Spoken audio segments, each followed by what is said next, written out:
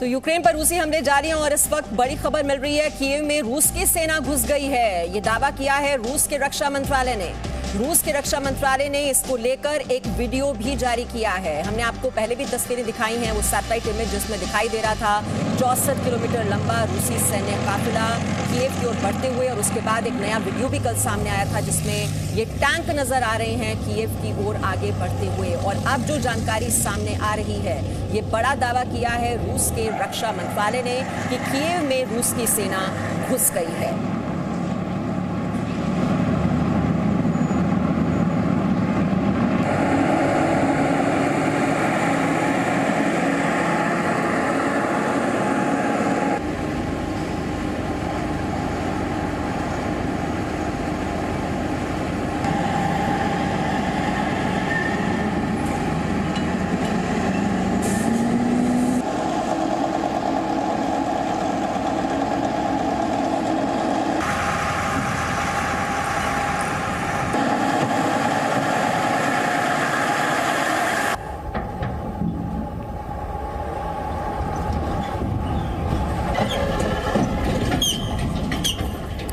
तो आप देख रहे हैं कीव में रूस की सेना ये घुसते हुए, और दावा किया गया है रूस के रक्षा मंत्रालय की ओर से। रूस के रक्षा मंत्रालय ने ये वीडियो जारी किया है जिसमें रूसी टैंक आगे कीव की ओर बढ़ते हुए नजर आ रहे हैं। पिछले 2-3 दिन की बात करें तो ये सैन्य काफिला आगे बढ़ते हुए तो बताया जा रहा था, लेकिन बहुत ज्यादा आगे मूवमेंट दिखाई नहीं दे रही थी, क्योंकि ब्रिटेन के रक्षा मंत्री की रक्षा एजेंसी की ओर से दावा किया गया था कि लगभग 30 किलोमीटर दूर है रूसी सेना कीव से। लेकिन कल हमने देखा जो पूरा फोकस था वो और शहरों पर था। खार्किव में तबाही का जो मंजर था वो हमने तस्वीरें आप तक लगातार पहुंचाई हैं, किस तरह से अलग अलग शहरों में ये रूसी हमले किए जा रहे थे, मिसाइल स्ट्राइक्स की जा रही थी। और चेर्नोहिव में कल ऑयल टर्मिनल में जिस तरह से आग लगी थी वो तस्वीरें भी हमने आपको दिखाई। और अब दिखाई दे रहा है कि खार्किव के बाद अब जो कंसंट्रेशन होगा रूसी सेना का वो कीव की ओर बढ़ता हुआ दिखाई दे रहा है। ये रूसी टैंक जो कि पिछले 2-3 दिन में थोड़ी शांति नजर आ रही थी कीव में, इतने ज्यादा धमाके नहीं हो रहे थे वहां पर, एयर सायरन जरूर बज रहे थे, लेकिन जो ज्यादा तबाही हो रही थी वो दूसरे शहरों में हो रही थी। चाहे वो चेर्नोहिव की बात की जाए, मारियोपोल में भी कल हमने आपको दिखाया था जो शॉपिंग सेंटर है वहां पर कल धमाका हुआ था। और कीव में एक रेलवे स्टेशन के पास धमाका जरूर हुआ था, लेकिन उसकी वजह से भी बहुत ज्यादा नुकसान नहीं हुआ था, वहां पर ट्रेनों की आवाजाही भी शुरू हो गई थी। लेकिन अब ये तस्वीरें आप देख रहे हैं किस तरह से रूसी टैंक कीव की ओर आगे बढ़ते हुए। और इसी पर एक कमेंट ले लेते हैं, रक्षा विशेषज्ञ हमारे साथ हैं संजय कुलकर्णी जी। अभी 2-3 दिन में हमने देखा कीव में बहुत ज्यादा मूवमेंट नहीं थी, लेकिन अब खार्किव के बाद क्या कीव की तैयारी है? मैं दर्शकों को बताना चाहूँगा जिस तरीके से आप विजुअल्स दिखा रहे हैं, हर एक टैंक के ऊपर या बख्तरबंद गाड़ियों के ऊपर कुछ एक अल्फाबेट्स लिखे हुए हैं। आप देख रहे होंगे उसके ऊपर वी लिखा हुआ है जी। और वो वी मतलब ये मेरीन है, और अगर जिसके ऊपर जेड लिखा होता है इसका मतलब वो ईस्टर्न मिलिट्री डिस्ट्रिक्ट की गाड़ियां हैं, और जिसमें जेड में स्क्वायर के अंदर होता है कि वो क्रीमिया की हैं। इस तरह अगर ओ है तो बेलारूस की हैं, और इस तरह की अगर ए है तो स्पेशल फोर्सेस हैं।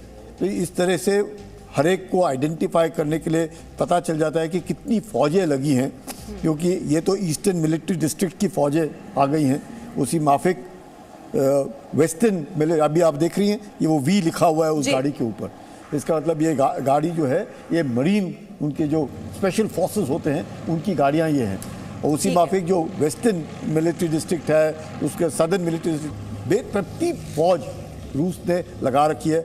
और आपका जो सवाल है कि खार्किव के तबाह होने के बाद अब हरकत नजर आ रही है कीव की तरफ। जी, यहाँ अब हलचल जो है वो काफी तेज हो चुकी है। हमारे डिफेंस कॉरेस्पॉन्डेंट भी हमारे साथ जुड़ गए हैं, कृष्णमोहन मिश्रा।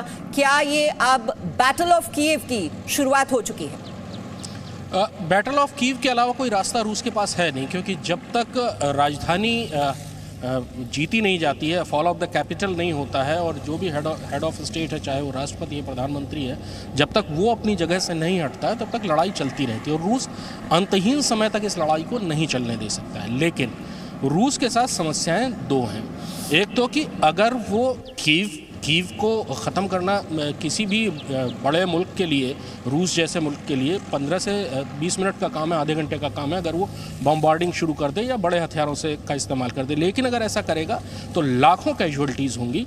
और पहले ही रूस पूरी दुनिया में के निशाने पर है। बहुत लंबा चौड़ा प्रोपोगेंडा वॉर चल रहा है रूस के ख़िलाफ़।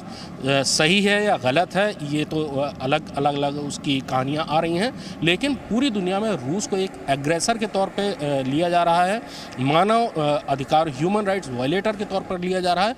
आगे चलकर उसके ऊपर वॉर क्राइम्स की चीज़ें शुरू होंगी।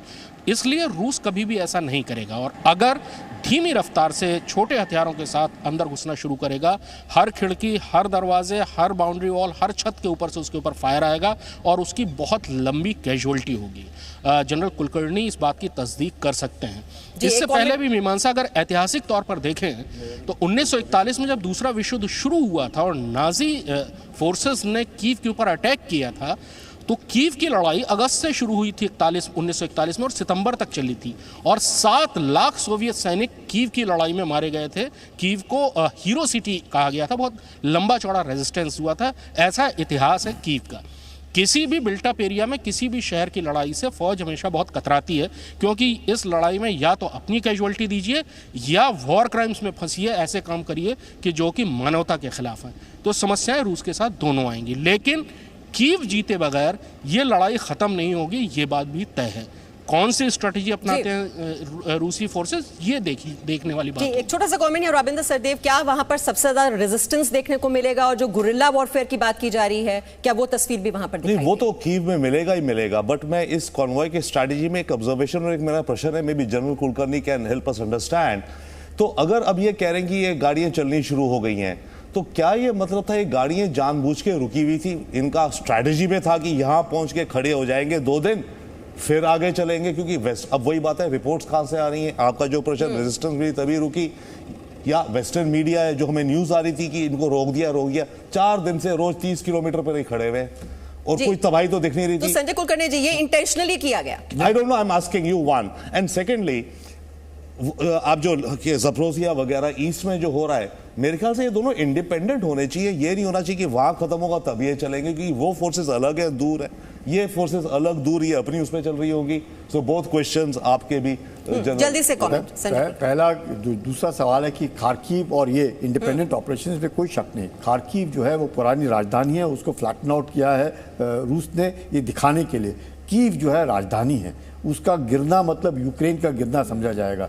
यूक्रेन, अगर जो खबरें आ रही हैं, कीव तकरीबन 90% ऑलरेडी चला, मतलब वहाँ के जो बाशिंदे थे उन्होंने कीव छोड़ दिया है। सिर्फ 5 से 10% बाशिंदे उधर हैं, और वो वही हैं जिनके पास आज की तारीख में मोलोतोव कॉकटेल है या मशीन गने हैं या AK-47 लेके, मतलब जिन्होंने ठान ली है कि वो रूसी सैनिकों से लड़ेंगे। रूस भी नहीं चाहता है कि किसी प्रकार से कीव के ऊपर ऐसी लड़ाई हो जैसे आप कह रहे हैं। तो आप कह रहे हैं urban warfare, fighting in built up area बहुत डिफिकल्ट ऑपरेशन होता है। उससे बचने के लिए ये दबाव बढ़ाया जा रहा था कि हम अब 64 किलोमीटर लंबी कतार बख्तरबंद गाड़ियां, टैंक्स, दुनिया भर की गाड़ियां लगी हुई आर्टिलरी और एयर डिफेंस के साथ, और 4 दिन तक ये रास्ते के ऊपर लेकिन कल आरती टिक्कू, कल जो बातचीत से हम जो एक उम्मीद लगाए बैठे थे कि शायद अब ऑपरेशन रुक जाएगा तो कुछ सुलझ जाएगा मामला, वो तो हो नहीं पाया कल की बातचीत के बाद। और इसीलिए ये कीव में अब देख रहे हैं हम, ये टैंक अब बढ़ रहे हैं। और अब कीव ऐसे में कब तक बच पाए? देखिए, मुझे नहीं लगता है कि हमने कोई ऐसी कल कोई उम्मीद लगाई थी कि ये सब कुछ ठीक हो जाएगा और ये बंद हो जाएगा। असल में जो मुझे दिख रहा है, जो पैटर्न दिख रहा है, अगर सारे बिंदुओं को जोड़े तो ये लग रहा है कि रशिया जो है, एक तो जो सदर्न साइड का जो उन्होंने बाउंड्री था उसको घेर लिया, और उन्होंने ईस्टर्न साइड को तो पहले ही घेर लिया था, नॉर्दर्न साइड में भी वो घेर चुके हैं कि बेलारूस की मदद से। और साथ ही साथ हमें लग रहा है कि एक लाइन खींची जा रही है यूक्रेन के बीच में, एक बर्लिन वॉल की तरह एक यूक्रेनियन वॉल खड़ी हो जाएगी ईस्ट यूक्रेन और वेस्ट यूक्रेन के बीच में, क्योंकि वेस्ट की तरफ तो रशिया जा ही नहीं रहा। और मुझे लगता है कहीं ना कहीं, मैं इनफैक्ट डे 1 से बोल रही थी कि न्यूक्लियर जो है इसमें एक सबसे बड़ा फैक्टर रहेगा। इनफैक्ट यहाँ पे मैंने दावा किया था कि इसमें इस कहानी का सबसे बड़ा जो लिंक है वो न्यूक्लियर के साथ है। वो इसीलिए था क्योंकि जो आशंकाएं लगाई जा रही थी, इनफैक्ट रशिया बोले जा रहा था कि न्यूक्लियर वेपन्स लेके आ रहे हैं नेटो और इंस्टॉल कर रहे हैं, इसलिए भी ज़रूरी था रशिया को कि न्यूक्लियर पावर प्लांट जो है वो कैप्चर करे।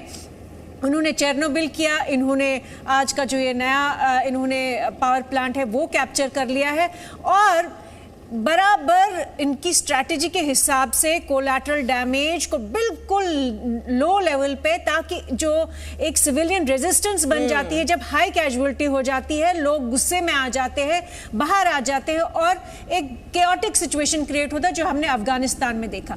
यहाँ पे कैजुअलिटी, सिविलियन कैजुअलिटी बिल्कुल कंट्रोल में रखी गई है, और ये लग रहा है कि फाइनली रशिया जो है कुछ दिनों में, जी ये जो बात आपने कही, इसी पर हम हमारे डिफेंस कॉरेस्पॉन्डेंट कृष्णमोहन मिश्रा, जैसा आपने सुना, आरती टुकू कह रहे हैं कि ये डिवीजन है जो यूक्रेन का ईस्ट और वेस्टर्न पार्ट में, एक तो ये बात और दूसरी न्यूक्लियर पावर प्लांट्स पर कब्जा। तो स्ट्रैटेजी है क्या रूसी सेना की, अब आगे हम क्या देखेंगे? देखिए, सबसे पहले तो जो बड़ा कॉन्वॉय है, आर्मर्ड दस्ते जो नज़र आ रहे हैं, आर्मर्ड दस्ते हैं, एक दो दिन पहले रूस ने अपने अटैक हेलीकॉप्टर्स का भी एक वीडियो रिलीज़ किया था, वो अब धीरे धीरे कीव की तरफ बढ़ना शुरू हो गए हैं। एक साइकोलॉजिकल प्रेशर कीव के ऊपर डाला जा रहा है, और साथ में थोड़ा सा वक्त भी दिया जा रहा है कि जिनको निकलना है वो कम से कम कीव से निकल जाएँ।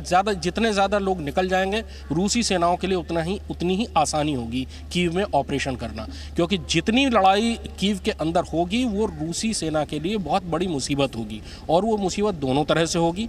अपनी कैजुअलिटीज़ भी उनकी होंगी, और अगर वो बड़ी कार्रवाई करेंगे तो सिविलियन कैजुअलिटी होंगी। आप उस दृश्य की कल्पना करें कि जब मोबाइल से बनाए हुए वीडियोस जिसमें सैकड़ों, हज़ारों या हो सकता है लाखों नागरिकों की लाशें अगर पूरी दुनिया में घूमेंगी, तो रूस अगले 200 साल के लिए पूरी दुनिया से अछूत हो जाएगा। और जाहिर है कि रूस किसी भी हालत में ये बर्दाश्त नहीं कर सकता है। प्रोपेगेंडा वॉर अभी ही रूस के खिलाफ बहुत तेज़ी से चल रहा है। रूसी कम से कम इंफॉर्मेशन वॉरफेयर में बहुत बुरी तरह से पिछड़े हुए हैं वेस्ट ब्लॉक के मुकाबले, और वेस्ट का जो प्रोपेगेंडा वॉर है वो बहुत ज़बरदस्त चल रहा है। हर जगह चीज़ों को इस तरह से दिखाया जा रहा है कि जैसे रूस ने पूरे यूक्रेन की नागरिक आबादी के खिलाफ एक लड़ाई छेड़ ली है। रूस धीरे धीरे आगे बढ़ता जाएगा और पूरी कोशिश करेगा नेगोशिएशंस के ज़रिए या किसी भी चीज़ के ज़रिए। बहुत सारी चीज़ें लड़ाई में होती हैं जो अंडर द टेबल या बैकडोर से बहुत सारे काम होते हैं, नेगोशिएशन कि किसी। जी देखिए, अब सबसे बड़ी खबर जो इस वक्त की है वो यही है, जैसा कि बता रहे हैं हमारे डिफेंस कॉरेस्पॉन्डेंट भी, कि अब आगे का प्लान क्या है। खार्किव के बाद अब ये पूरा जो फोकस है वो अब कीव पर आता हुआ दिखाई दे रहा है, क्योंकि कीव में रूस की सेना घुस गई है। हम आपको वो तस्वीरें भी दिखा रहे हैं, टैंक किस तरह से अब आगे बढ़ रहे हैं, और अब इनकी रफ्तार भी तेज हो जाएगी। लेकिन जो रशियन स्ट्रैटेजी है वो यही है कि जो सिविलियन डैमेज है वो कम से कम हो, और वहां पर वो ये भी जानती है कि उसे रेजिस्टेंस का सामना यहां पर सबसे ज्यादा करना पड़ेगा। रूस के रक्षा मंत्रालय की ओर से यह वीडियो जारी किया गया है जिसमें बताया जा रहा है कि कीव में घुस चुकी है रूसी सेना। लगातार हम आप तक अपडेट्स पहुंचाते रहेंगे, विश्लेषण भी यहां पर जारी है ताकि आप समझ सकें कि अब रूसी सेना की क्या स्ट्रैटेजी है आगे बढ़ने की और डिफेंड करने की यूक्रेन की सेना की स्ट्रैटेजी क्या है। Presenting B News app available on Google Play and App Store. Download it now.